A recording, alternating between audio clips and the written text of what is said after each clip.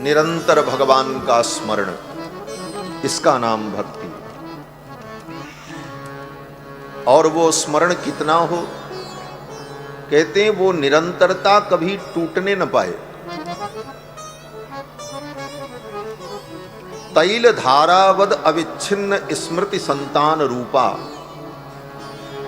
जैसे तेल की धारा होती है, एक बोतल में तेल हो और बर्तन में ऐसे गिराओ ऊपर से, तो तेल की धारा अखंड रहती, उसमें कहीं कट नहीं होती।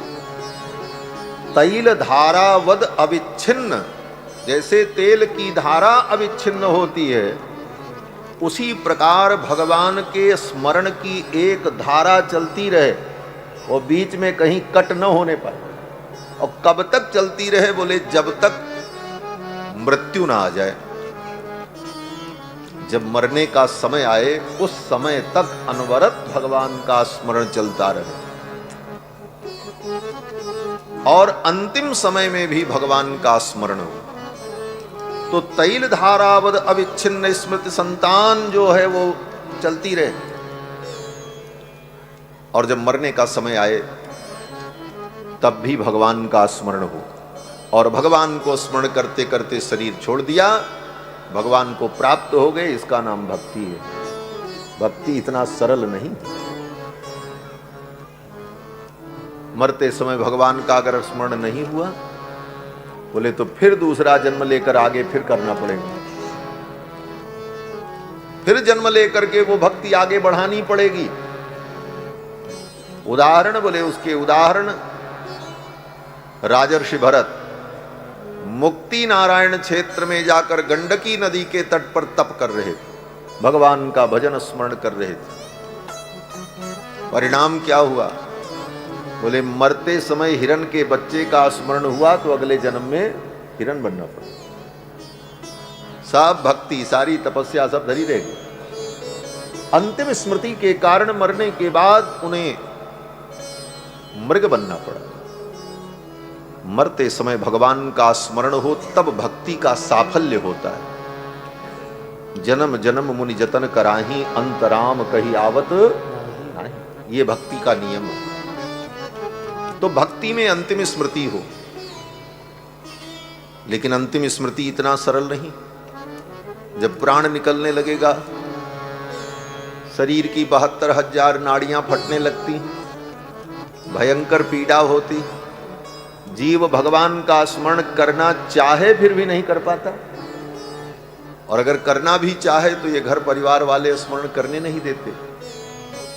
जब देखते हैं कि ये आदमी मरने वाला है तो सब परिवार के लोग घेर करके बैठ जाते हैं, सबको बुला लेते हैं, आ जाओ अब दादाजी जाने वाले हैं, देख लो। सब घेर करके बैठ गए। कोई कहता देखो ये फलाने आए हैं, कोई कहता ये देखो आपसे मिलने आए हैं, ये आपका हाल चाल पूछने आए हैं। वो मरने वाला व्यक्ति अगर भगवान का स्मरण करना भी चाहे तो संसार के लोग अपना स्मरण उसको कराते हैं। ये देखो तुम्हारे लिए आए, जीवन भर तो तुम्ही को स्मरण करता रहा, अब उसको भगवान का स्मरण करने दो। लेकिन अपने स्वार्थ में संसार के लोग व्यक्ति का मरण भी बिगाड़ देते, उसको चैन से मरने भी नहीं देते। वो मरते समय अपने कल्याण का कोई उपाय भी करना चाहे भगवान का स्मरण, तो लोग अपना स्मरण दिलाते। और जब व्यक्ति मर जाता है तब उसके पास बैठ करके कहते हैं राम नाम सत्य है, राम नाम। जब जिंदा रहा तब तो बता रहे थे दीदी सत्य हैं, बुआ सत्य हैं, बेटा सत्य है। दीदी बुआ बेटा को सत्य बताया, और जब मर गया तब कहा राम नाम सत्य है।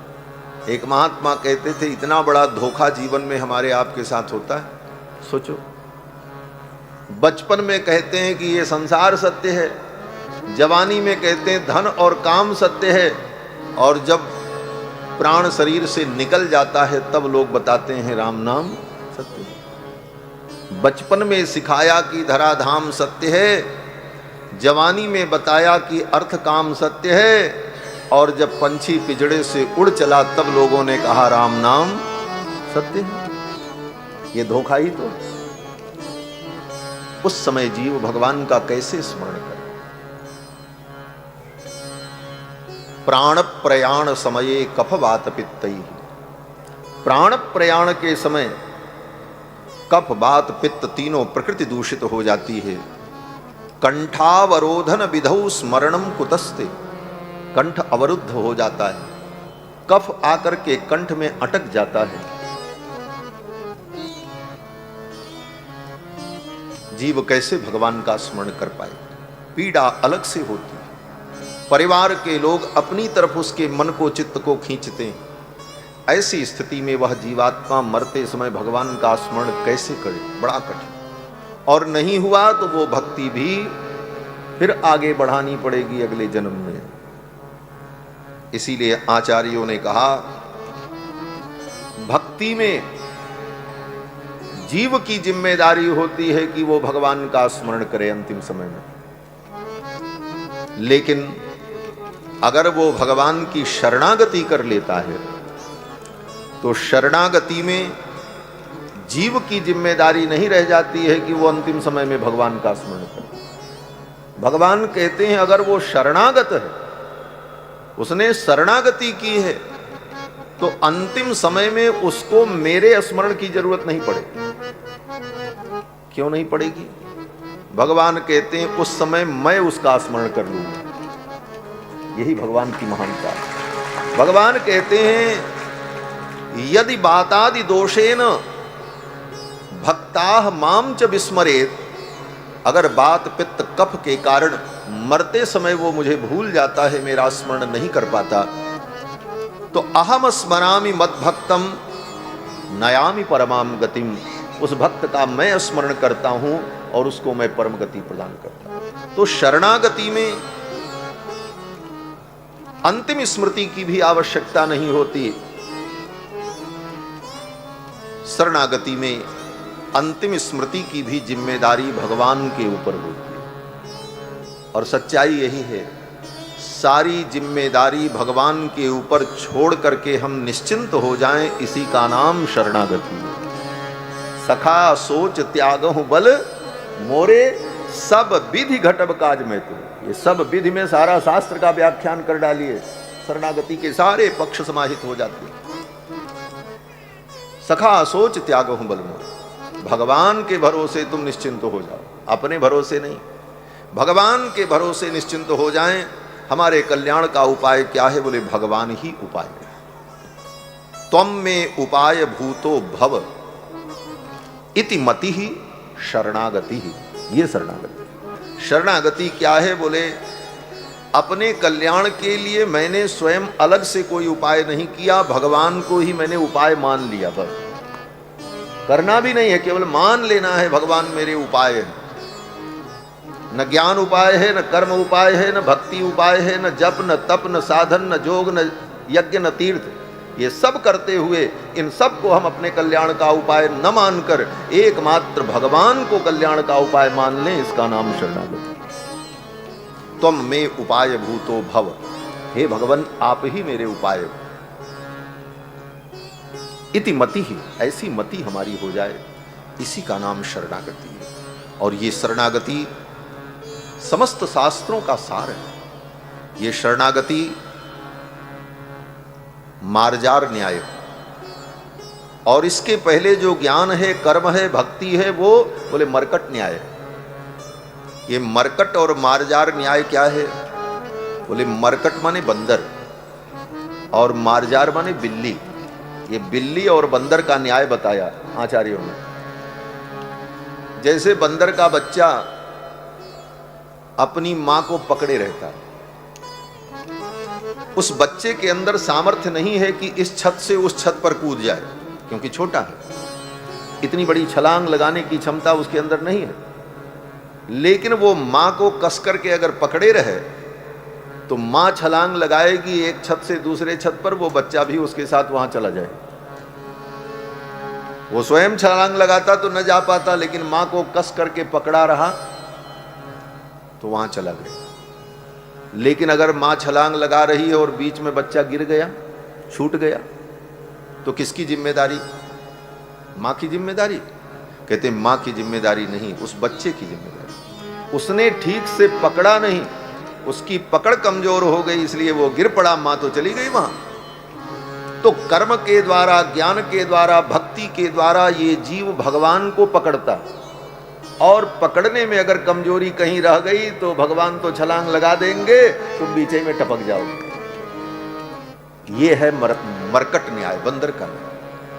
और शरणागति, बोले शरणागति को मार्जार न्याय कहा। मार्जार माने बिल्ली।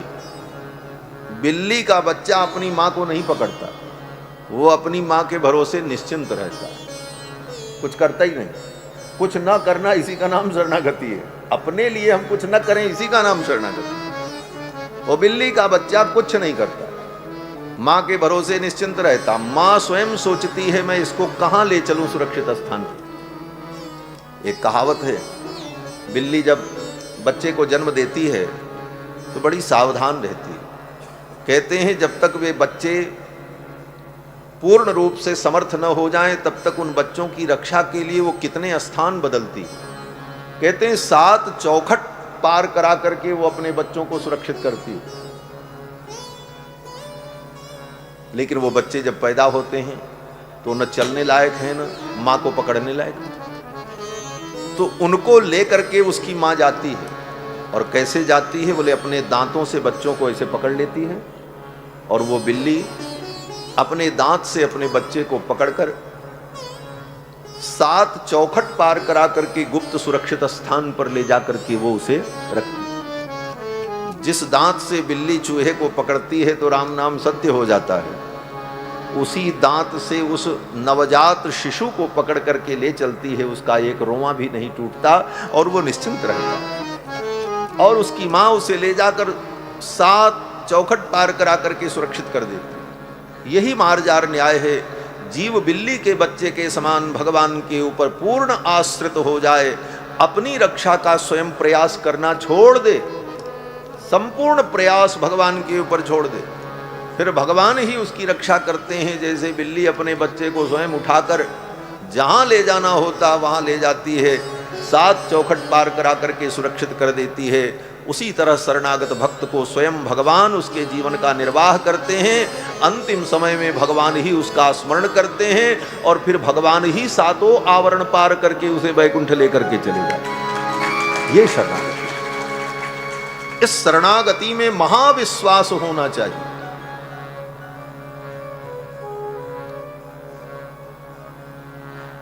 हमारे आचार्यों ने कहा, अनन्य साध्ये स्वाभीष्टे महाविश्वास पूर्वक। इस सिद्धांत में, इस शरणागति में महाविश्वास की केवल जरूरत है, बस और कुछ नहीं। भगवान में इतना दृढ़ विश्वास हो।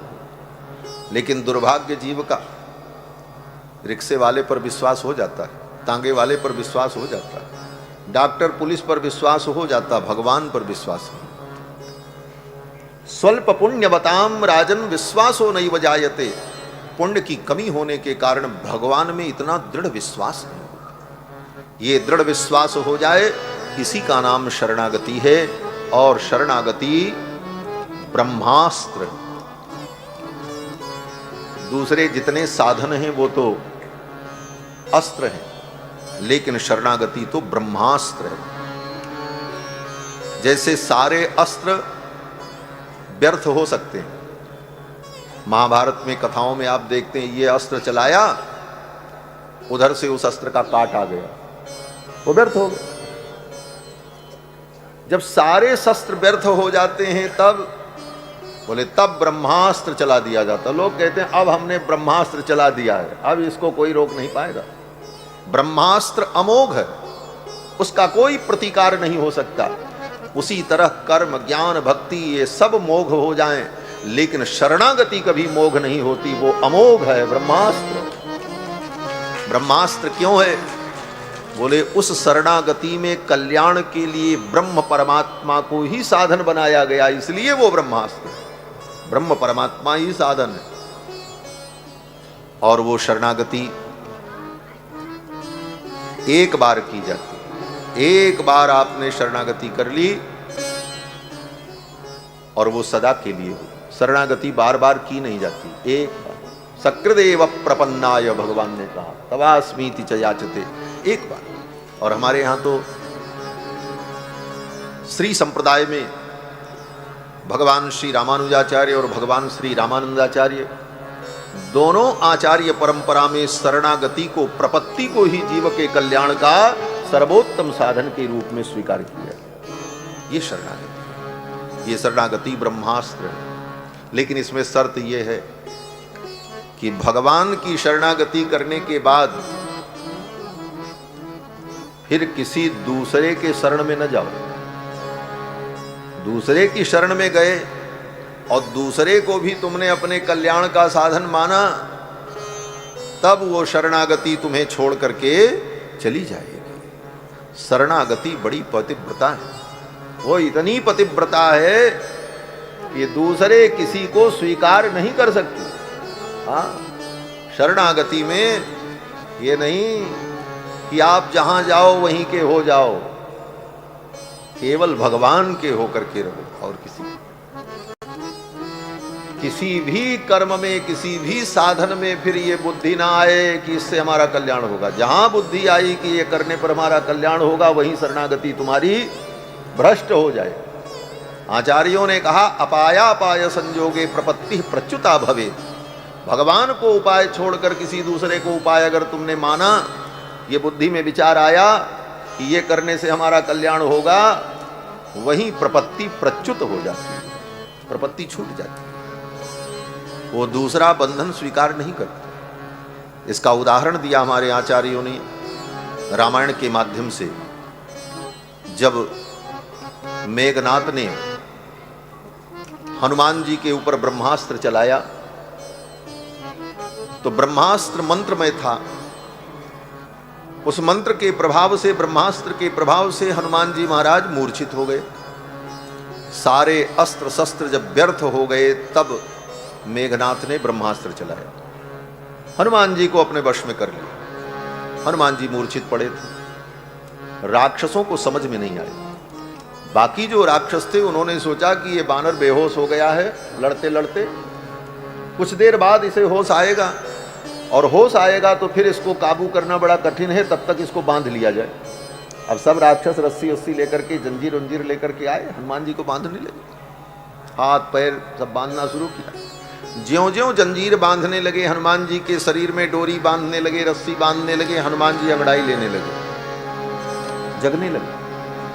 मेघनाथ ने देखा, मेघनाथ ने आकर के उन राक्षसों से कहा हटाओ ये सब रस्सी जंजीर। अरे महाराज इसको होश आ जाएगा तो ये काबू में नहीं होगा। बोले तुम रस्सी लगाओगे ये होश में आ जाएगा। बोले क्यों? मेघनाथ ने कहा ये ब्रह्मास्त्र के प्रभाव से मूर्छित है, और ब्रह्मास्त्र दूसरे बंधन को स्वीकार नहीं करता। अगर ब्रह्मास्त्र के साथ साथ दूसरा बंधन तुम इसके शरीर में लगाओगे तो ब्रह्मास्त्र इसे छोड़ करके चला जाएगा, फिर इस बंदर को तुम अपने काबू नहीं कर पाओ। तो ब्रह्मास्त्र दूसरा बंधन स्वीकार नहीं करता। दूसरा बंधन होगा तो ब्रह्मास्त्र का अनादर हो जाता है। उसी तरह शरणागति ब्रह्मास्त्र है। शरणागति करने के बाद भी अगर कोई दूसरा आश्रय हमने लिया, तब वह शरणागति का अनादर हो जाता है और शरणागति उसकी प्रच्युत हो जाती है। ऐसा जो सिद्धांत है, समस्त शास्त्रों का सारभूत सिद्धांत शरणागति, यही वाल्मीकि रामायण का मुख्य विषय है। आज कहां से ये बात याद आ गई? कथा तो ब्याह की करनी है, ब्याह भी होगा। ब्याह तो यहां हो ही रहा, सवेरे भी हुआ, कल भी हुआ, रोज ही हो रहा। नित नव मंगल कौशलपुरी, ठाकुर जी के तो मंगलमय महोत्सव में नित्य सारे उत्सव होते ही रहते। तो यह शरणागति श्रीमद् वाल्मीकि रामायण का मुख्य प्रतिपाद्य विषय, और प्रारंभ से लेकर अंत तक रामायण में शरणागति ही। शुरुआत कहां से होती? बोले देवताओं से होती है। सबसे पहले देवता भगवान की शरणागति करते, अवतार के पहले ही। अवतार भगवान का शरणागति से ही होता। देवताओं ने सर्वप्रथम जाकर के ब्रह्मा जी के नेतृत्व में भगवान की शरणागति की। जय जय सुरनायक जन सुखदायक प्रणत पाल भगवंता। प्रणत माने शरणागत। हम आपके शरणागत हैं और आप प्रणत पाल हैं, शरणागत वत्सल हैं। ये कह करके देवताओं ने भगवान की शरणागति, सबसे पहले देवताओं की शरणागति। कथा तो आपको मालूम है, लेकिन विचार करो कि ये देवता लोकपाल, दिग्पाल, कुबेर, वरुण, जिनके पास इनका सामर्थ्य है, ये भी भगवान की शरण में जाते हैं। हम जिन देवताओं को अपना रक्षक मानकर उनकी शरण में जाते हैं, उन्हें पूजने में लगते हैं, वे देवता भी भगवान ही की शरण में जा रहे हैं। तो फिर हमें भटकने की क्यों जरूरत है? हम क्यों भटकें? हम जिनको अपना शरण और रक्षक मान रहे हैं, ये स्वयं अपनी रक्षा करने में समर्थ न होने पर भगवान की शरण में जाते हैं। सर्वलोक शरण्याय राघवाय महात्मने। तो ऐसे भगवान को छोड़कर हम उनकी शरण में क्यों जाएं? कहां जाएं? और देवताओं ने भगवान की शरणागति की। सर्वप्रथम देवताओं की शरणागति रामायण में यह संकेत करती है कि तुम्हारे अंदर तो कोई सामर्थ्य नहीं, तुमसे हजारों लाखों गुना सामर्थ्य रखने वाले ये देवता भी अपने को असमर्थ पाते हैं और भगवान की शरण में जाते हैं। इसलिए हे जीव, तुम संसार के सभी आश्रय को छोड़कर भगवान की शरणागति करो। देवताओं की शरणागति। देवताओं की शरणागति के बाद भगवान जब प्रकट हुए तो विश्वामित्र जी भी भगवान की शरण में आए। सारा सामर्थ्य विश्वामित्र जी के अंदर था, दूसरी सृष्टि कर डालने का सामर्थ्य था, लेकिन अंत में भगवान की शरण में उनको भी आना पड़ा। आगे अहिल्या की शरणागति हुई। अहिल्या ने भी भगवान की शरण ग्रहण की और शरणागति से अहिल्या का परम कल्याण हुआ। आगे भी रामायण में सर्वत्र भगवान की शरणागति ही है। दंडकारण्य में बड़े बड़े मुनियों ने शरणागति। राम जी वन की यात्रा पर जब चलने लगे तो लक्ष्मण जी ने शरणागति। सभ्रातुश्चरणौ गाढ़म निपीड्य रघुनंदनः। राम जी के दोनों चरणों को पकड़ करके लक्ष्मण जी ने भगवान की शरणागति। चित्रकूट में विभीषण ने, चित्रकूट में भरत ने और शत्रुघ्न ने शरणागति की। दंडकारण्य में मुनियों ने शरणागति की। हनुमान जी ने शरणागति की। सुग्रीव ने शरणागति की। विभीषण ने शरणागति की। समुद्र ने शरणागति की। ये समुद्र की कथा जो है, यह भी एक बड़ा गंभीर रहस्य। भगवान स्वयं समुद्र की शरणागति करने लगे। विभीषण जी के कहने पर कि आपका कुल दैवत है, तो राम जी ने आस्तरण बिछाकर, दर्भ बिछाकर दर्भ शयन किया और समुद्र की शरणागति की। समुद्रम शरणम गता। शरणागति के इस गंभीर ग्रंथ में यह भी बताना जरूरी है कि शरणागति किसकी की जानी चाहिए। सबकी शरणागति भी नहीं होती। भगवान सर्वलोक शरण्य हैं और भगवान ने समुद्र की शरणागति की और समुद्र की गई शरणागति व्यर्थ हो गई। भगवान ने शरणागति समुद्र की, ये उचित नहीं था। भगवान सर्वलोक शरण्य होकर समुद्र की शरणागति करे। तो इस घटना से यह दिखाया कि अयोग्य की शरणागति, जो शरणागति करने योग्य नहीं है, ऐसे की शरणागति करने पर शरणागति भी व्यर्थ हो जाती। राम जी की शरणागति व्यर्थ हो गई। आचार्यों ने कहा राम जी ने जो शरणागति की वो व्यर्थ हो गई। क्यों? बोले भगवान की शरणागति में न व्यक्ति का नियम है, न काल का नियम है, न स्थान का नियम है। कहीं भी कभी भी कोई भी व्यक्ति भगवान की शरणागति कर सकता है, लेकिन किसकी शरणागति करें ये नियम है। विषय नियम एवास्ति।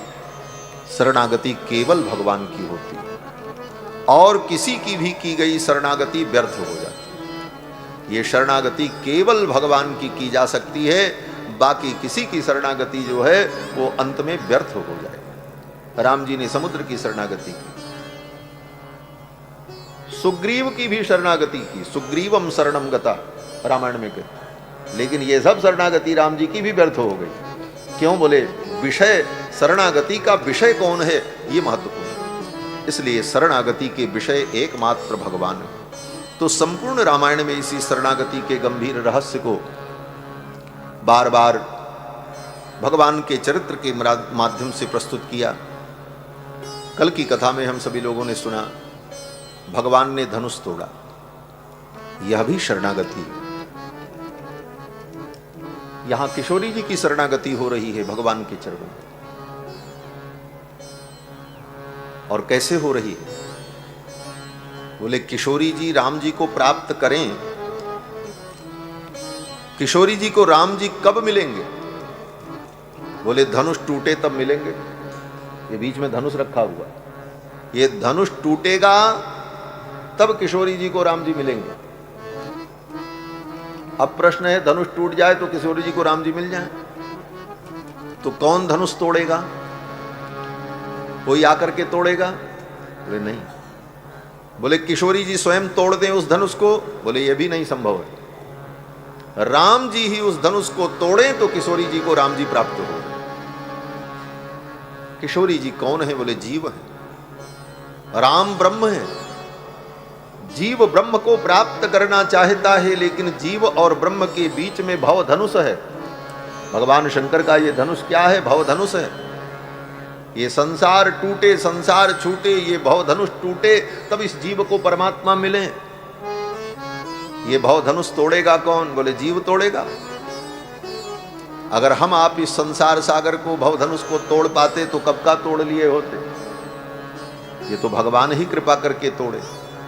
तो इसके लिए क्या करना होगा? बोले भगवान की शरणागति करो, समर्पित हो जाओ। जब धनुष नहीं टूटा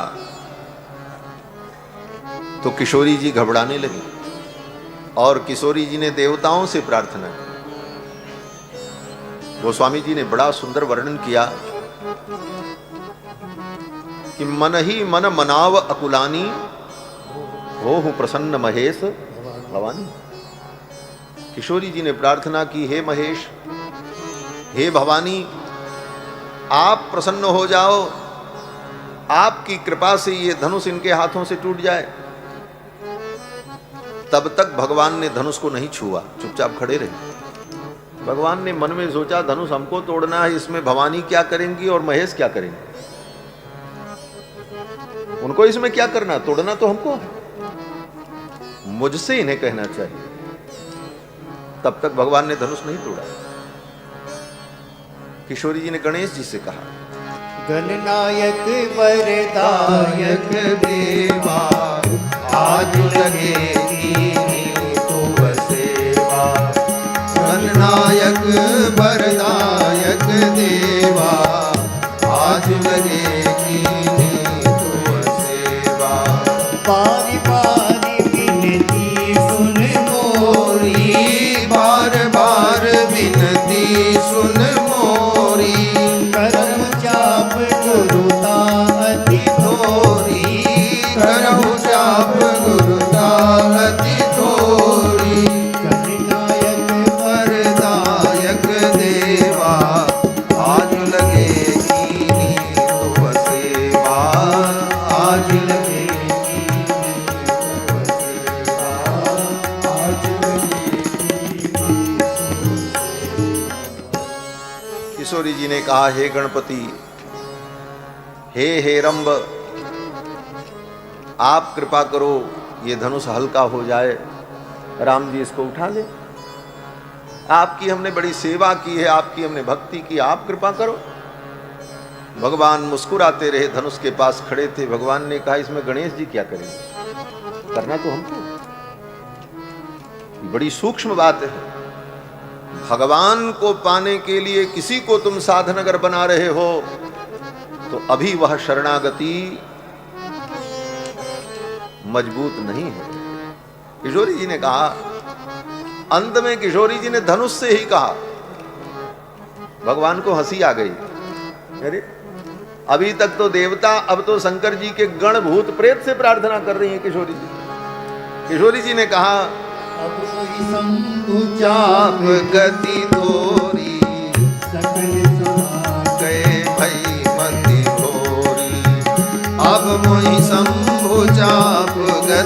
किशोरी सकल सभा के मति है गोरी, सकल सभा के मति है गोरी, सकल सभा के मति है गोरी। धनुष से कहा, हे शंभुचाप, अब तुम मेरी गति। पाना भगवान को है तो फिर दूसरे को गति क्यों बनाओ भाई, भगवान ही तो गति है, रामम बिना का गति। किशोरी जी ने कहा, शंभुचाप तुम गति हो। भगवान मुस्कुराते रहे, ये तो बात और बिगड़ रही। अब तो शंकर जी के गण से प्रार्थना कर रही। तब तक भगवान ने धनुष का स्पर्श नहीं किया, मुस्कुराते रहे। अंत में किशोरी जी ने फिर भगवान से ही प्रार्थना की, अब मेरे पास कोई उपाय नहीं, आपको पाने के जितने उपाय थे वो सब उपाय व्यर्थ हो गए, उपाय शून्यता हो गई। ये उपाय शून्यता ही महा उपाय है। उपाय शून्यता हो जाना भी बहुत, ये स्वयं में उपाय है। किशोरी जी ने मन में कहा, अब मेरे सब उपाय व्यर्थ हो गए, अब तो आप ही कृपा करो। और किशोरी जी ने अंत में सारे उपाय को साधन के रूप में जो माना था वो छोड़ दिया। और किशोरी जी कहती हैं, प्रभु तन चितय प्रेम पन ठाना, कृपा निधान राम सब जाना। किशोरी जी ने मन में प्रार्थना की, जो भगवान सकल उरवासी करी है मोहि रघुबर की दासी। जो भगवान सबके अंदर बैठे हुए हैं वो कौन है? बोले वही तो राम जी हैं। जो भगवान सकल उरवासी करी है मोहि रघुबर की दासी, प्रभुतन चितय प्रेम पंठाना, कृपा निधान राम सब जाना। तो भगवान सकल उरवासी करी है मोहि रघुबर के दासी। तो भगवान सकल उरवासी करी है मोहि रघुबर की दासी। जेहि पर सत्य सनेहु, सोते ही मिलहि संदेहु, सोते ही मिलहि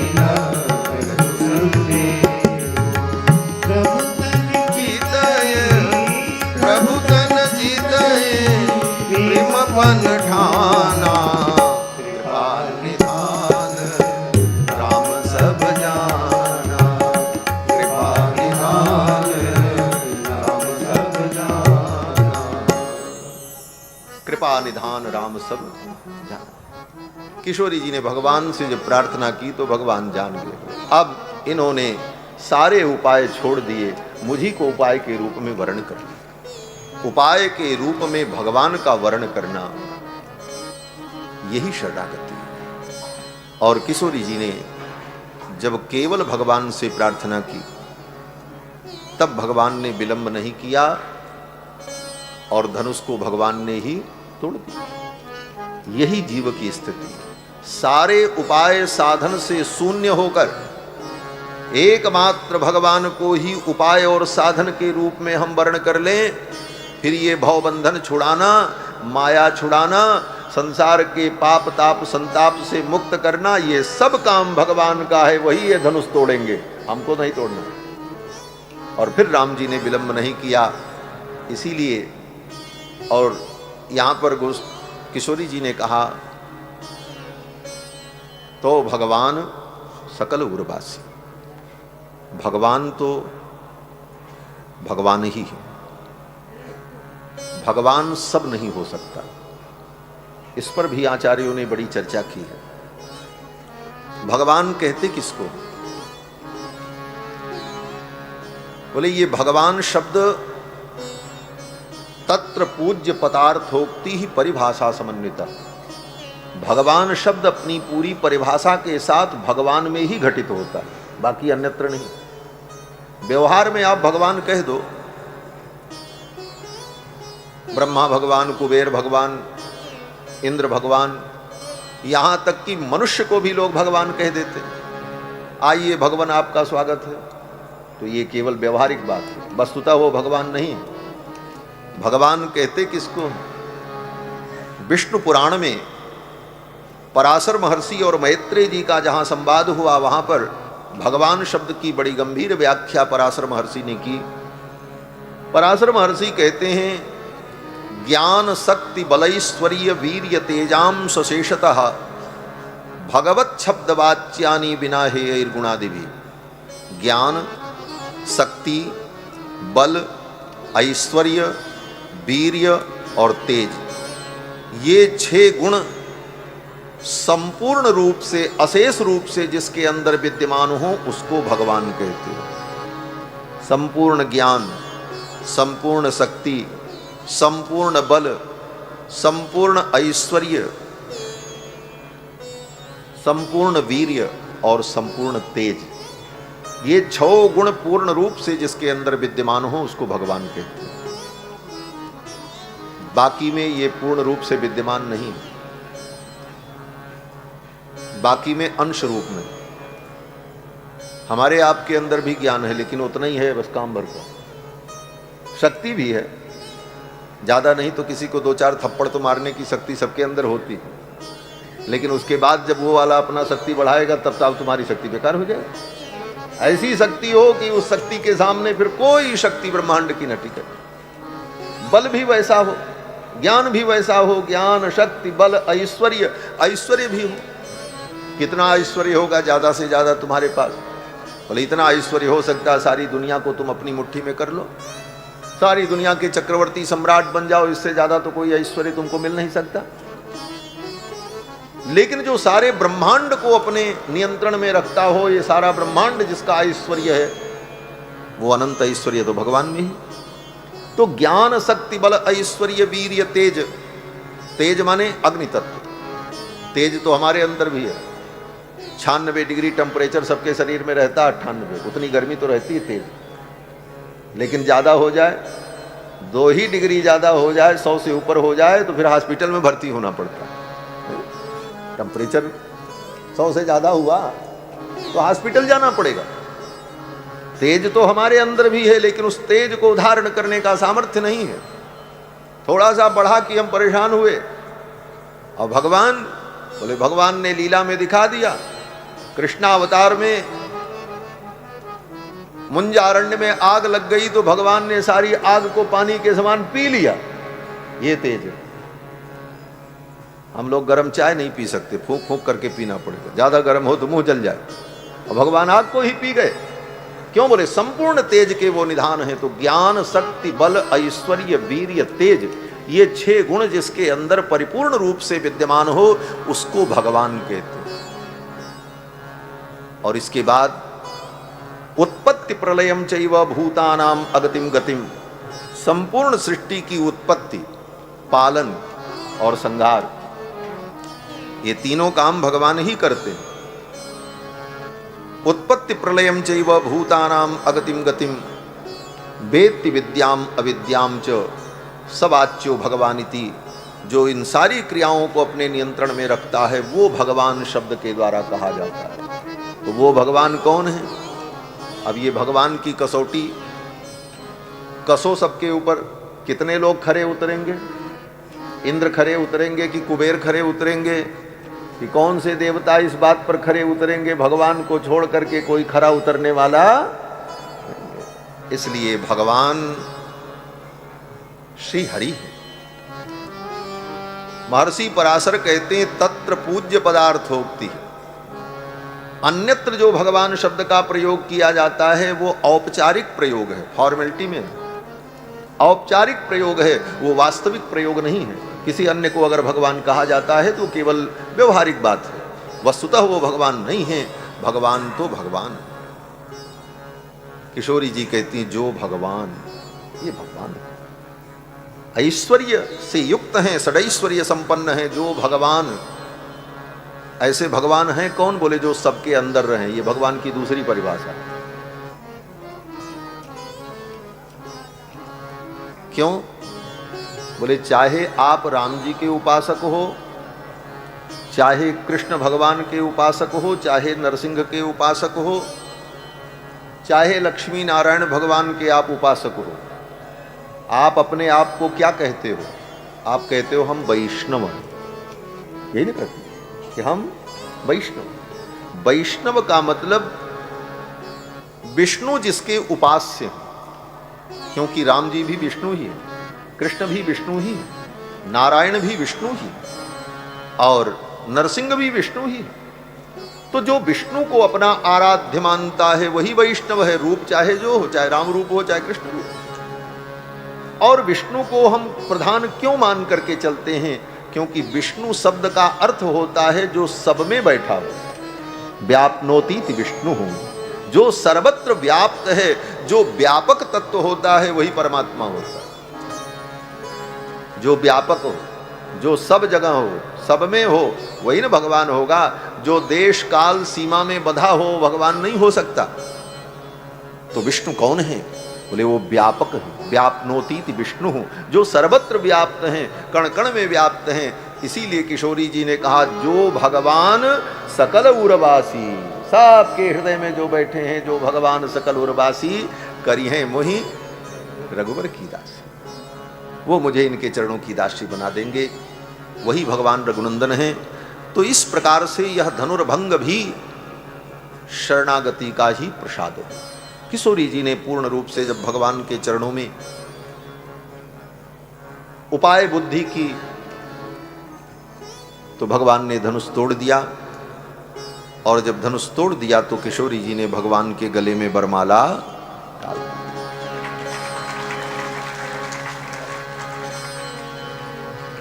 राम बरी सिय भंजऊ चापा। हमारे मिथिला के भक्त यहाँ बैठे, मिथिला वालों ने कहा धनुष राम जी ने नहीं तोड़ा। बोले तब? बोले हमारी किशोरी जी ने तोड़ा। बोले कहाँ लिखा है? बोले राम बरी सिय भंजऊ, किशोरी जी ने धनुष तोड़ा।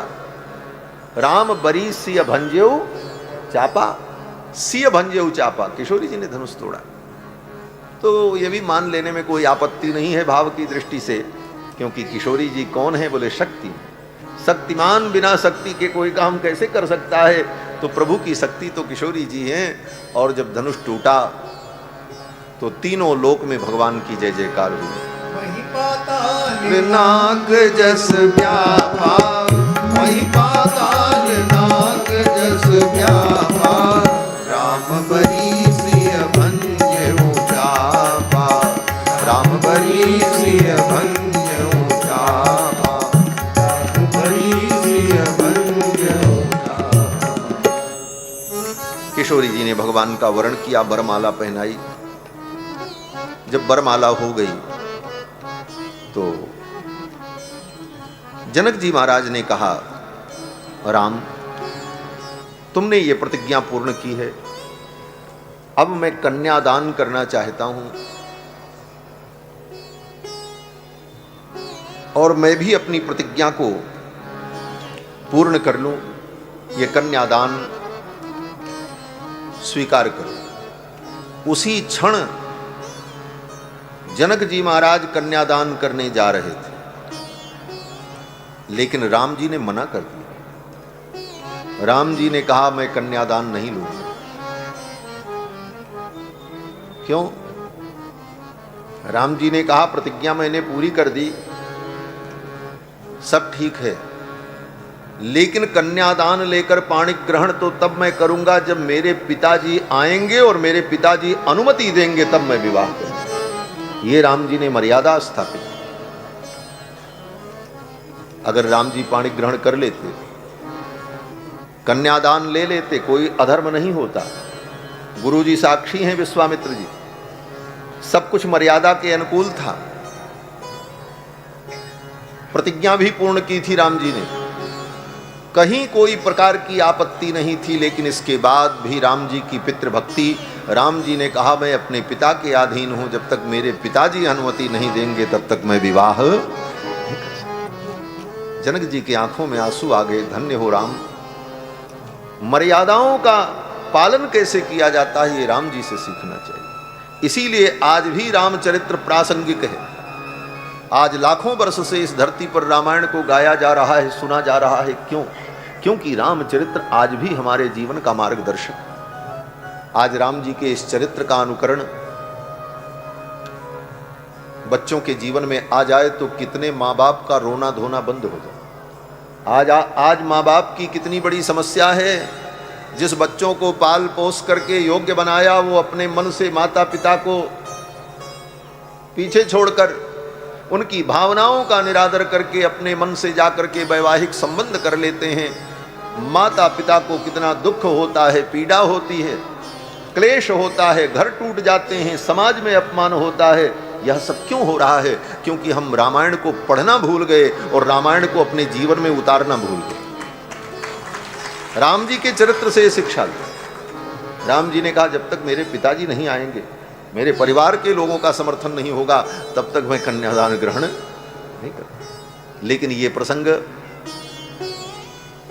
यहां पर बालकांड में नहीं है, घटना तो यही की। इस प्रसंग का स्मरण महर्षि वाल्मीकि ने अयोध्या कांड में किया है। कब? बोले राम जी जब वन की यात्रा पर गए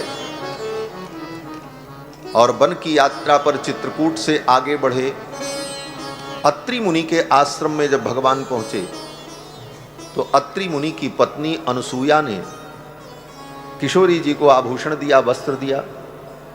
और अनसुया जी ने किशोरी जी से कहा, सीते, इन रघुनंदन को तुमने कैसे पाया? इनके साथ तुम्हारा विवाह कैसे हुआ? अपने विवाह की चर्चा हमको सुनाओ। तब वहां पर किशोरी जी ने, जानकी जी ने अत्रि मुनि की पत्नी अनसुया को अपने विवाह की जो कथा सुनाई, उस प्रसंग में किशोरी जी ने कहा कि ये इतने शील निधान हैं, इतने संकोची हैं कि धनुष टूटने के बाद मेरे पिताजी कन्यादान करना चाहते थे, लेकिन इन्होंने मना कर दिया। जब तक मेरे पिता नहीं आएंगे तब तक मैं कन्यादान नहीं ग्रहण करूंगा। किशोरी जी ने यह कथा सुनाई और अनसुया जी सुन करके बड़ी प्रसन्न हुई। तो ये राम की मर्यादा है। राम जी ने कहा, हमारे अयोध्या सूचना भेजी जाए, मेरे पिताजी सपरिकर पधारें, तब ये विवाह होगा। फिर तो जनक जी महाराज ने दूतों को बुलाया और पत्रिका लिखी। जनकेन समादिष्टा दूतास्ते क्लांत वाहनाः त्रिरात्रमुषिता मार्गे ते योध्याम प्राविशन पुरीम। पत्रिका लिख करके जनक जी ने दूतों को दिया और कहा, ये पत्रिका लेकर के अयोध्या जाओ। तीव्रगामी अश्व पर बैठकर दूत लोग अयोध्या के लिए चल पड़े। 3 दिन 3 रात्रि चल करके तब दूत लोग अयोध्या पहुंचे। त्रिरात्र मुषिता मार्गे ते योध्याम प्राविशन पुरीम। और जब अयोध्या में दशरथ जी महाराज के दरबार में पहुंचे, दशरथ जी को पता चला मिथिला से दूत आए हैं, पुत्रों का संदेश लेकर के आए हैं। दशरथ जी का हृदय भर आया। इतने दिन बाद जब से गए रघुनंदन, आज कोई संदेश आया है, कहाँ थे, कैसे हैं, क्या है, कोई सूचना नहीं मिल पा रही थी।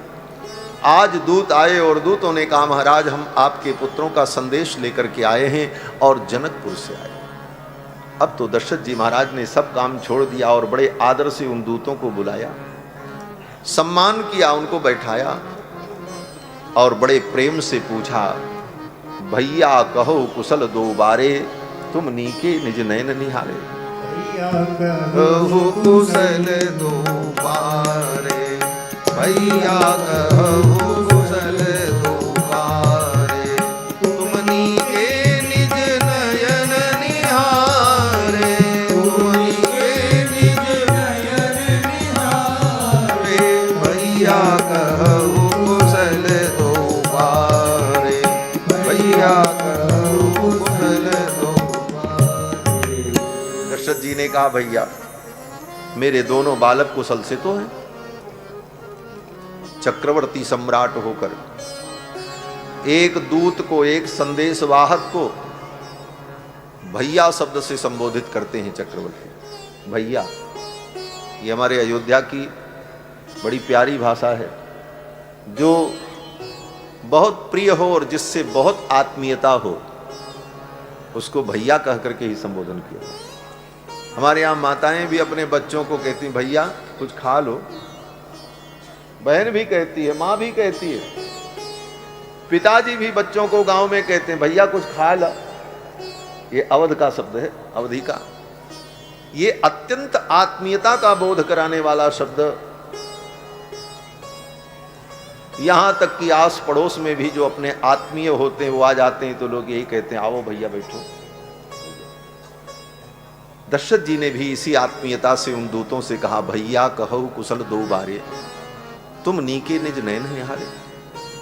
मेरे दोनों बालक कुशल से तो हैं, आपने उनको अपनी आंखों से देखा है? दूतों ने कहा, महाराज हमने अपनी आंखों से देखा और उन्हीं का संदेश लेकर के हम आए हैं। दशरथ जी को विश्वास नहीं हो रहा। दशरथ जी ने कहा, अपनी आंखों से देखा? बोले हाँ हाँ अपनी आंखों से देखा। दशरथ जी ने कहा, क्या प्रमाण है कि आपने अपनी आंखों से देखा?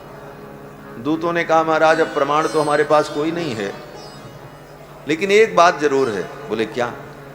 बोले आपके पुत्रों को जो देख लेता है ना, फिर उसकी आंखों से संसार का दिखना ही बंद हो जाता है। फिर वो संसार नहीं देख पाता, ये आंखें फिर उन्हीं को देखना चाहती है। दूतों ने कहा, देव देखी तब बालक दो, देव देखी तब बालक दो, अब न आँखी तर आवत को, अब न आँखी तर आवत को, देव देखी तब बालक दो, देव देखी तब बालक दो। दूतों की ये वाक्य रचना सुनकर दशरथ जी महाराज बड़े गदगद हुए। दूतों ने सारा संदेश बताया। दूतों ने कहा, महाराज गुप्तः कुशिक पुत्रेण कौशल्यानंद वर्धन लक्ष्मणेन सह भ्राता विदेहेषु बसत्यसौ। दूतों ने कहा, विश्वामित्र जी के द्वारा संरक्षित होकर कौशल्यानंद वर्धन कुमार लक्ष्मण के साथ विदेहेषु बसत्यसौ, इस समय विदेह नगर जनकपुर में रहता है, वहां पहुंच गए। दृष्टवीर्यस्तु काकुस्थो जनकेन महात्मना, आपके पुत्र काकुस्थ के पराक्रम को देखकर, राम जी का एक नाम है काकुस्थ, ककुस्थ के कुल में उत्पन्न हुए, इसलिए इनका नाम काकुस्थ है। दूतों ने कहा कि दृष्टिवीर्यस्तु काकुस्थो जनकेन महात्मना, मेरे महाराज जनक ने आपके पुत्र का पराक्रम देखा और उस पराक्रम से संतुष्ट होकर संप्रदानम सुतायास्तु, अपनी बेटी का वो संप्रदान करना चाहते हैं, दान करना चाहते हैं। संप्रदानम सुतायास्तु राघवे कर्तुम इच्छति, आपके पुत्र राघव को अपनी बेटी का, सीता का कन्यादान करना चाहते हैं। यदि वो रोचते वृत्तम जनकस्य महात्मनः पुरीम गच्छामहे शीघ्रम मा भूतकालस्य पर्यया। दूतों ने कहा, महाराज अगर यदि वो रोचते वृत्तम जनकस्य महात्मनः, जनक जी की ये प्रतिज्ञा और जनक जी का ये विचार अगर आपको अच्छा लगता है तो आप मिथिला के लिए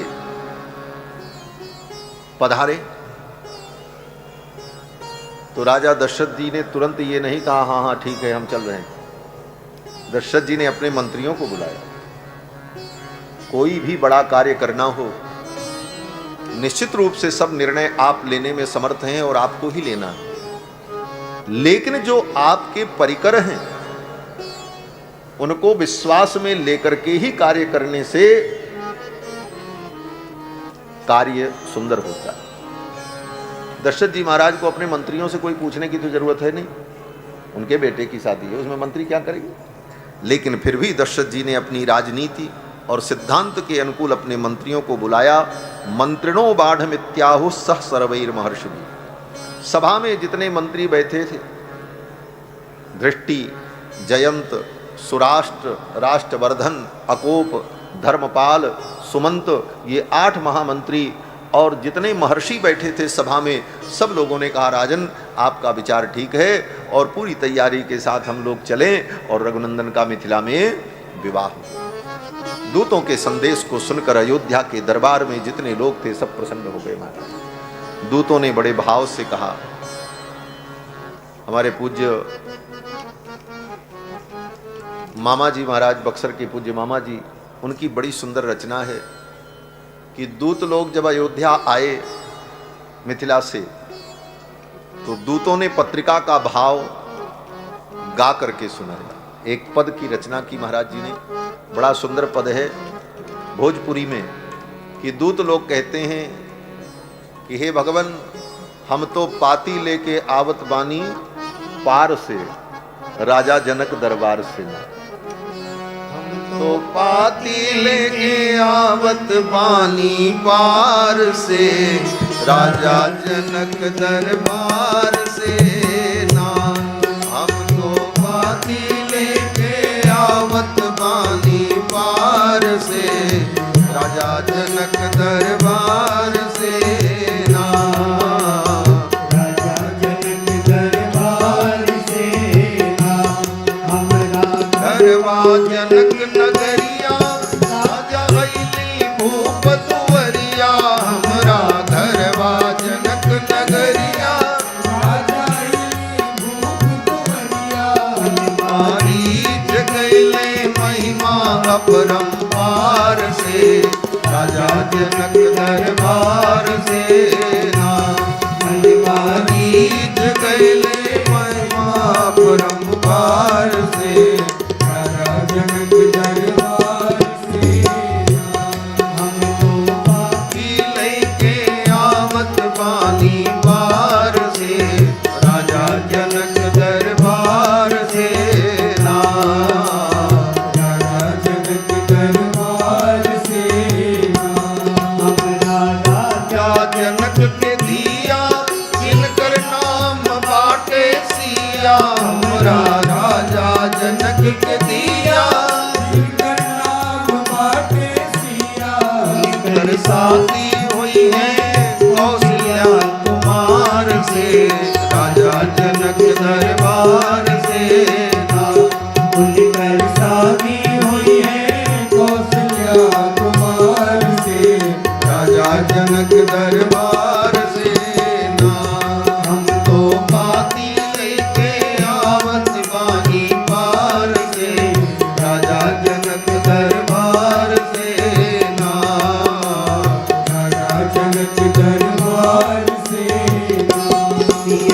शांति रूप जब जन ले, राजा जनक धनुष प्रण ठन ले। सिंह के शांति रूप जब जन ले, बाबा जनक धनुष प्रण ठन ले। रचना रच ले सिया स्वयंवर के विचार से, राजा जनक दरबार से ना।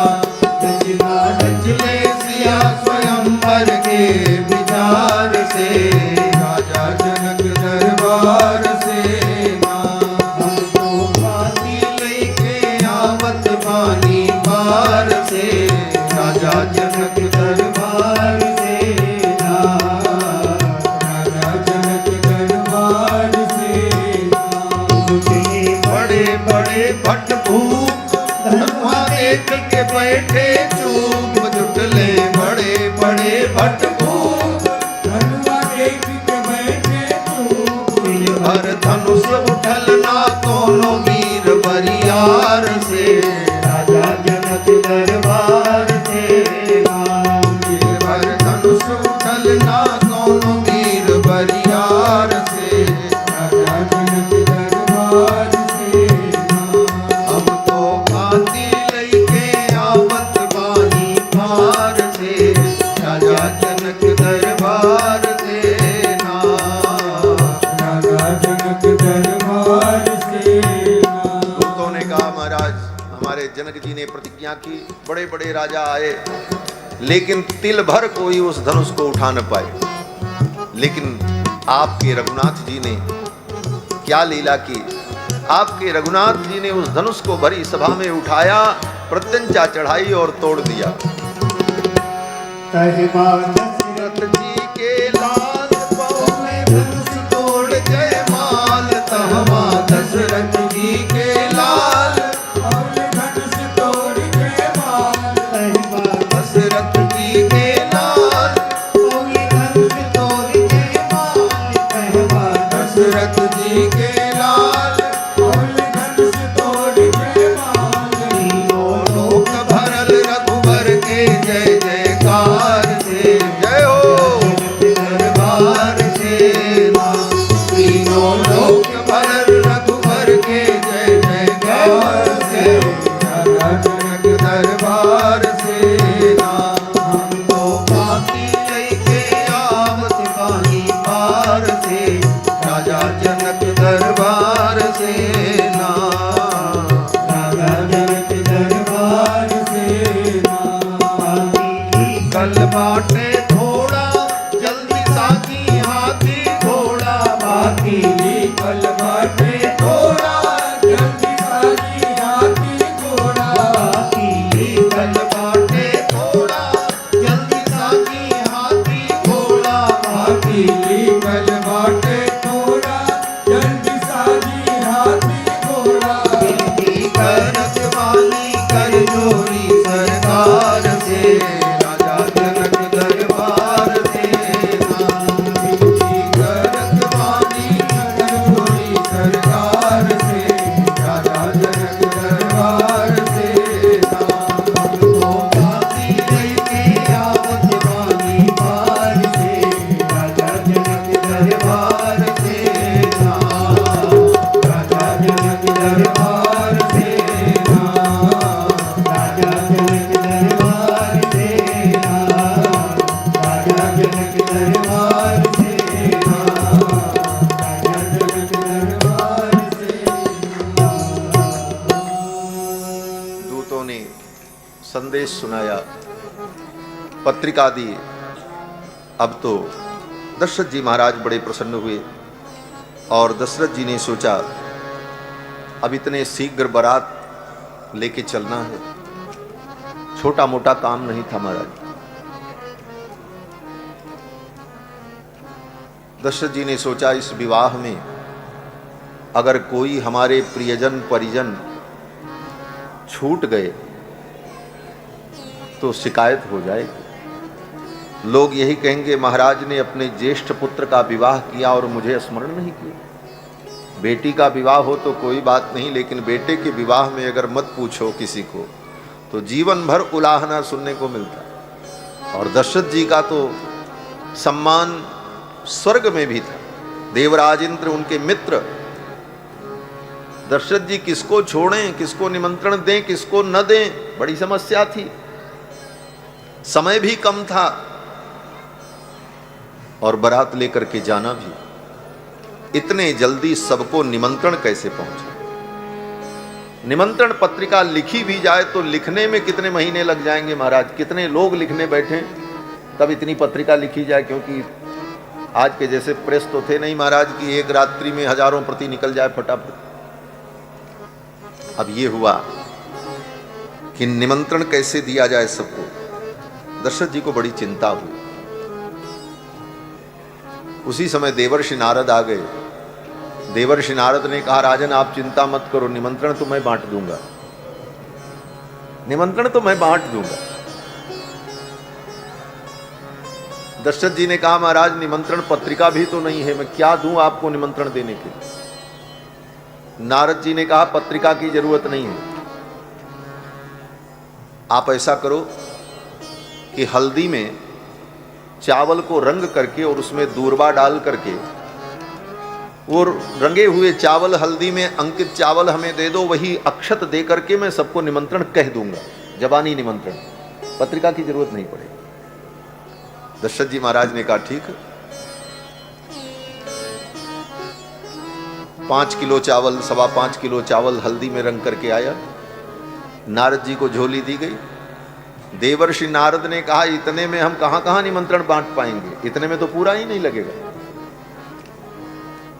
दशरथ जी ने कहा महाराज देने को तो हम 2-4 कुंटल दे दें, लेकिन आपको ढोना पड़ेगा, कहाँ आप लेकर के घूमेंगे इतना।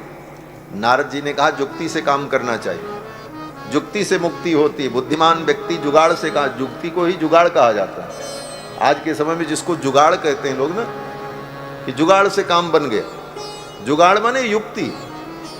युक्त्या जीवन्ति पंडिताः, हमारे यहाँ सूक्ति कही जाती, जो पंडित होते हैं, बुद्धिमान होते हैं, वो जुक्ति से काम बना लेते हैं। युक्त्या जीवन्ति पंडिताः। नारद जी के पास बहुत सी जुक्तियां। नारद जी ने कहा बोझ भी न ढोना पड़े और चावल घटे भी ना, सबको निमंत्रण भी पूरा हो जाए अक्षत का, तो इसका एक उपाय। नारद जी ने कहा वो मिथिला से जो पत्रिका आई है उसे मंगाओ। मिथिला से जो पत्रिका लेकर के दूत लोग आए थे वो पत्रिका लाई गई। नारद जी ने कहा ये पत्रिका खोलो। पत्रिका खोली गई तो पत्रिका जब जनकपुर में लिखी गई तो पति निमंत्रण बांट, स्वर्गलोक में, अन्य लोकों में, जहां जहां दशरथ जी महाराज के परिजन प्रियजन थे, धरती पर भी जहां जहां जो जो राजवंश था, सब जगह निमंत्रण पहुंच गया। इतने कम समय में निमंत्रण बांटने का कार्य नारद जी ही कर सकते हैं, दूसरा कोई नहीं कर सकता। और जब बारात सजी, 1,64,000 रघुवंशी तो केवल रघुवंश के छत्री थे जो बारात में गए। 64,000 लक्षोपरि रघुवंशजाः विवाहे रामभद्रस्य परिवार युतागता। अपने परिवार परिजनों के सहित 1,64,000 तो केवल रघुवंशी छत्री थे। बाकी जो थे ऋषि मुनि महात्मा सेवक नौकर चाकर और भी गायक गुणी, बड़े बड़े उद्योगपति व्यापारी, उनकी कोई संख्या ही नहीं। इतनी बड़ी बारात अयोध्या से सजकर मिथिला के लिए चलने को तैयार हो गई। दशरथ जी महाराज ने कहा कि आगे आगे ये मुनि महात्मा लोग चलेंगे। वसिष्ठो वामदेवश्च जाबाली रथ कश्यपः। भगवान वशिष्ठ, भगवान वामदेव, जाबाली और कश्यप, ये महामुनि लोग, एते द्विजाः प्रयान्त्वग्रे, ये द्विज लोग, ये ब्राह्मण लोग आगे आगे चलें और इनके पीछे मेरा रथ है। देवराज इंद्र भी आए। देवराज इंद्र अपने ऐरावत पर बैठ करके आए और अयोध्या से महाराज अद्भुत बारात राम जी की मिथिला के लिए चल पड़ी। जब बारात चली, सारे मंगल हुए। जितने शुभ शकुन थे वो सब राम जी के विवाह में प्रकट हुए। क्यों? बोले उन शुभ शकुनों ने विचार किया, अन्यत्र तो मैं निरर्थक हो जाता हूं, व्यर्थ हो जाता हूं, लेकिन राम जी के विवाह में हम सार्थक हो जाएंगे। जब कहीं यात्रा पर व्यक्ति चलता है तो सगुन करता है।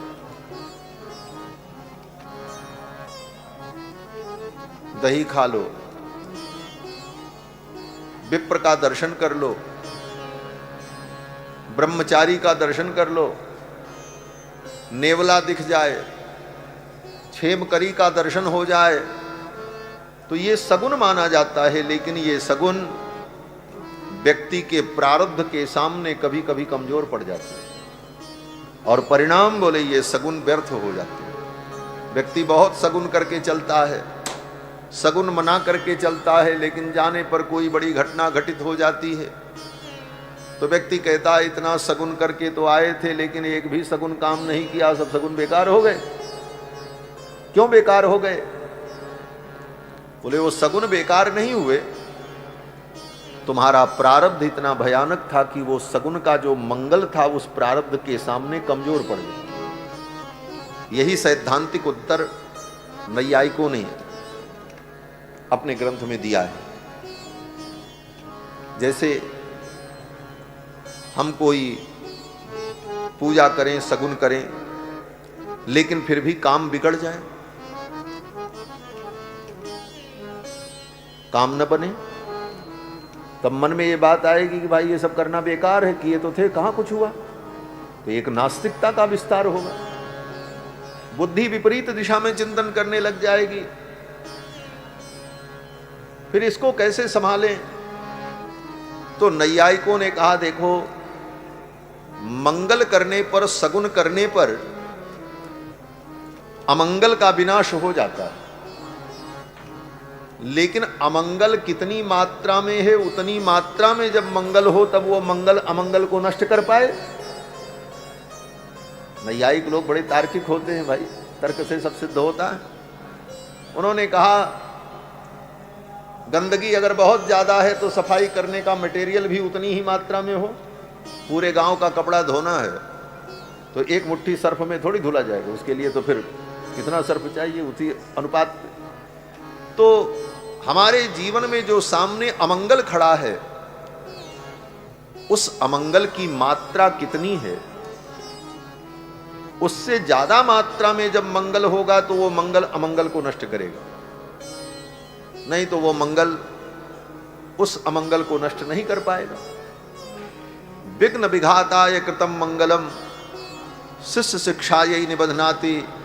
विघ्न के विनाश के लिए मंगल किया जाता है और आगे ये परंपरा चलती रहे, इसलिए ग्रंथों में, शास्त्रों में इसका वर्णन किया जाता है कि आने वाली पीढ़ियां भी इन संस्कारों को स्वीकार करें। तो ये मंगल जो होते हैं हमारे प्रारब्ध के अनुसार फलदायी होते हैं। अगर हमारा प्रारब्ध प्रबल है तो मंगल हमने बहुत किया, लेकिन वो प्रारब्ध इतना मजबूत था कि वो मंगल उस प्रारब्ध को रोक नहीं पाया और जो घटना होनी थी हो गई। तो कभी कभी इन कारणों से हमारी बुद्धि में ये भाव आता है कि ये सब करना बेकार है, इतना तो किए थे, कुछ हुआ नहीं। तो ऐसी नास्तिकता उत्पन्न न हो, इसलिए मन को इस प्रकार समझाना चाहिए। लेकिन कितनों को समझाएंगे? सामान्य व्यक्ति कहां तक समझेगा? सामान्य व्यक्ति तो यही कहेगा ये सब बेकार है, इनका कोई अर्थ नहीं है इन मंगलों का। और ये आज की बात नहीं है, लाखों वर्ष पहले उन मंगलों ने विचार किया कि समाज में हम असत्य सिद्ध हो जाते हैं, हमारी सत्यता सिद्ध नहीं हो पाती। लेकिन आज तो राम जी का ब्याह होने जा रहा है, राम जी के ब्याह में हम चलें तो हम सत्य सिद्ध हो जाएंगे। क्यों? बोले राम जी के विवाह में कोई अमंगल है ही नहीं है, राम जी के विवाह में कोई विघ्न है ही नहीं है। तो हम चलेंगे तो हमारी सार्थकता सिद्ध हो जाएगी। जन सब सांचे होन हित भये सगुन एक बार। सारे सगुन एक बार में ही प्रकट हो गए। राम जी की बारात अयोध्या से चली। बनी बराता बनई न बरनत बनी बराता, सुंदर शुभ जाता होई सगुन सुंदर शुभ जाता। गायन का सुखेत सुहावा, हुई पावा नकुल दरस सब का हुई पावा। यारी सानुकूल बह त्रिविध बयारी,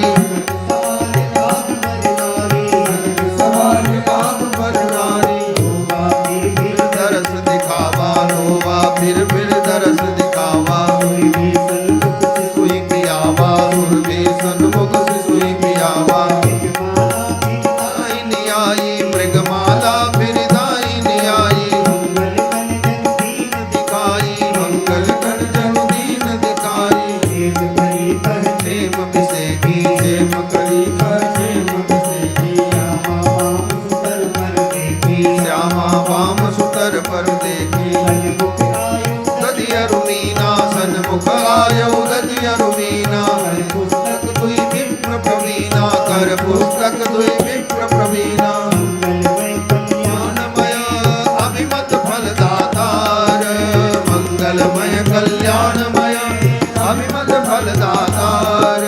जन सब साचे हो नित भये सगुन एक बार, जन सब साचे हो नित भये सगुन एक बार। हाँ भये सगुन एक बार, हाँ भये सगुन एक बार। सारे सगुन एक बार में ही प्रकट हो। ऐसी मंगलमय बारात भगवान की अयोध्या से चली। लेकिन ये बारात कैसी थी? बोले अद्भुत बारात थी। राम जी भी अद्भुत हैं, और जो अद्भुत होता है उसका सब कुछ अद्भुत ही होता है। भगवान की एक विशेषता है कि वो अद्भुत है। भागवत में भी वेद व्यास जी कहते हैं तमद्भुतम बालकम अम्बुजेक्षण, अद्भुतम बालकम। गोस्वामी जी भी जब स्तुति करते हैं तो कहते हैं अद्भुत रूप निहारी, अद्भुत। तो अद्भुत का सब कुछ अद्भुत हो। बारात भी बड़ी अद्भुत थी। क्या विशेषता थी? बोले बारात इतनी सुंदर थी लेकिन बिना दूल्हे की थी। दूल्हा पहले ही पहुंच गया ससुराल, बारात पीछे से जा रही। बारात जब चली तो सब लोग चल रहे थे। लोग रास्ते में मिलते कोई पूछ लेता, बारात इतनी सुंदर है लेकिन दूल्हा कहाँ है? अब बाराती क्या जवाब दें? बारातियों ने जाकर के महाराज दशरथ से कहा, राजन ये तो बहुत बड़ी बेइज्जती हो रही, लोग पूछ रहे हैं दूल्हा कहाँ है, क्या बतावें? तो दशरथ जी ने कहा, हाँ ये तो समस्या है। दशरथ जी महाराज गुरुदेव वशिष्ठ के पास गए। बोले गुरुदेव आप बताओ इस समस्या का क्या समाधान करें? तो गुरुदेव ने कहा, राजन ये कौन सी बड़ी समस्या है? लोग अगर पूछ रहे हैं दूल्हा कहाँ है तो बता दो, एक नहीं दो दो दूल्हा साथ में है, भरत को और शत्रुघ्न को बता दो, दो दूल्हे लें, क्या दिक्कत है? वशिष्ठ जी की वाणी निकल गई। वशिष्ठ की वाणी कभी मिथ्या नहीं हो सकती। अयोध्या से बारात चली तो भरत और शत्रुघ्न का भी विवाह मानो तय हो गया। वशिष्ठ जी ने कह दिया कि ये भी दूल्हा हैं तो फिर इनका ब्याह भी होना ही है। अब तो बारात चल पड़ी। बड़े धूमधाम से बारात मिथिला में पहुंची। जनक जी ने रास्ते में स्वागत की बड़ी तैयारी की थी। जगह जगह नदियों पर सेतु बंधवा दिए थे। जगह जगह पर बारातियों के रहने के लिए, सुविधा के लिए सारे संसाधन जुटा दिए थे। बारात जब मिथिला पहुंची, बारात को जनवासा दिया। श्री जनक जी महाराज अपने परिकरों के सहित मिलने आए और दशरथ जी महाराज को उनके परिकरों के सहित सुंदर रहने का स्थान दिया। इतनी बड़ी बारात देखकर जनक जी के मन में बड़ा संकोच हुआ। इतनी बड़ी बारात की सेवा स्वागत मैं कैसे कर पाऊंगा? और सच में जनक जी ने जितनी व्यवस्था की थी, अपने हिसाब से जनक जी ने तो बहुत बड़ी व्यवस्था की, लेकिन बारात भी इतनी बड़ी थी कि वो सारी व्यवस्था कम पड़ गई। कितनी कम पड़ गई? हमारे अवध के संत कहते हैं कि महाराज अयोध्या से जो हाथी घोड़ा ऊंट बेसर गए थे, उनकी भी व्यवस्था पूरी नहीं हो पाती, बारातियों की व्यवस्था तो बहुत दूर की बात है। जनक जी के मन में बड़ा संकोच हुआ। इतनी बड़ी बारात कैसे स्वागत हो पाएगा? किशोरी जी अपने पिताजी के हृदय के भाव को जान गईं और किशोरी जी ने अपनी महिमा प्रकट किया। जानकी जी ने अष्ट सिद्धि नवनिधियों का स्मरण किया। अणिमा महिमा लघिमा गरिमा प्राप्ति प्राकाम स्वावस्य सारी सिद्धियां प्रकट हो गईं। उन सिद्धियों ने अनेक प्रकार की उपसिद्धियों को प्रकट किया और ऐसा चमत्कार हुआ कि बारातियों ने कभी ऐसा स्वागत देखा ही नहीं था। जानी सी बारातपुर आई, जानी सी बारातपुर आई, महिमा प्रगट जनाई, कछु निज महिमा प्रगट जनाई, सब सिद्धि बुलाई, हृदय सुमिर सब सिद्धि बुलाई, करन पठाई, भूख बहु नहीं करन कठाई, सुवकनी जहाँ जनवास, सुवकनी गई जहाँ जनवास, सुरपुर